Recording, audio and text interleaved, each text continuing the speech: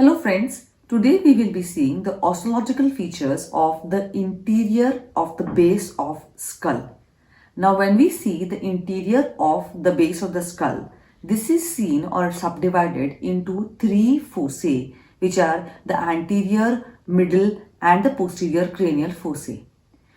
Today we will be studying the features of the anterior cranial fossa. Now what we see here is the interior of the base of the skull. This is the anterior cranial fossa. This here is the middle cranial fossae and this is the posterior cranial fossa. So anterior, middle and posterior cranial fossa. Now in the anterior cranial fossa, let us first see what are the boundaries. The anterior and lateral part is bounded by the frontal bone. Anterior and lateral boundary is formed by the frontal bone. Posterior boundary is formed by the posterior border of the lesser wing of sphenoid bone, which ends medially as the anterior clinoid process, and then near the midline the anterior margin of the sulcus chiasmaticus. These three form the posterior boundary.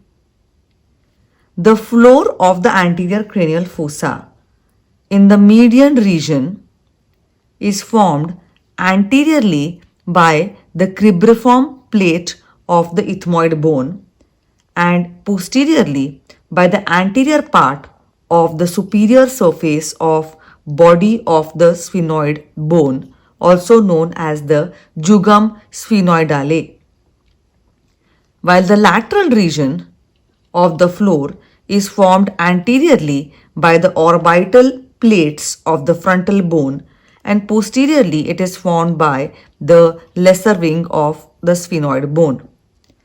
Those were the boundaries of the anterior cranial fossa. Now let us see some features that are seen here. The frontal crest. It's a median crest in the anterior wall of the fossa. It provides attachment to the falx cerebri. Next we see the crista galli. This is an upward tooth-like projection in the midline just behind the frontal crest.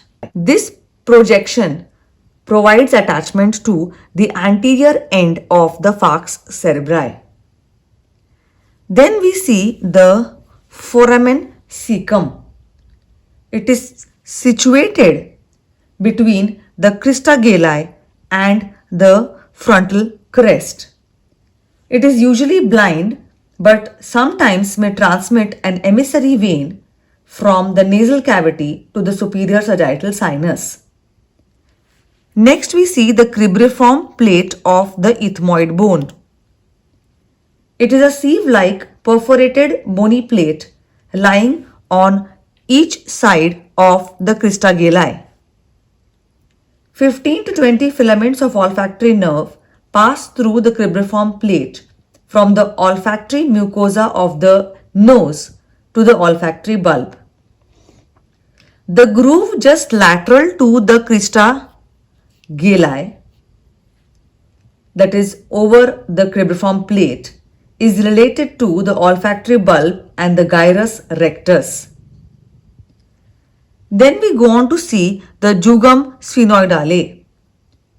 Its anterior margin meets with the posterior margin of the cribriform plate.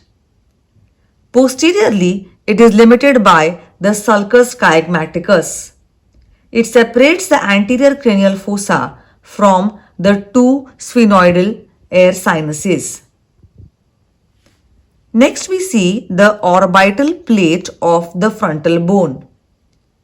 Each of the two orbital plates separate the anterior cranial fossa from the corresponding orbit just lateral to the cribriform plate of ethmoid bone. This orbital plate of frontal bone shows impressions of the cerebral gyri. It supports the orbital surface of the frontal lobe of cerebrum. Medially, it covers the superior surface of the ethmoidal labyrinth, that is the anterior and the posterior ethmoidal canals intervening between the two. Posteriorly, this orbital part of the frontal bone meets the anterior margin of the lesser wing of sphenoid bone.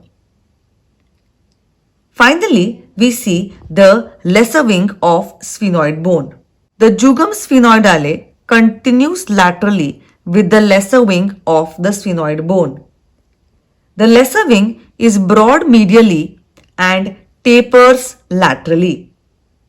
The posterior margin of the lesser wing of sphenoid bone is related to the sphenoparietal sinus and the lateral sulcus of the cerebral hemisphere.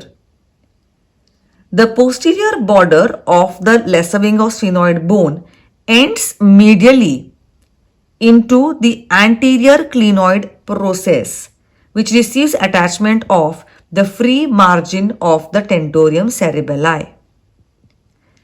These were all the features that are seen in the anterior cranial fossa.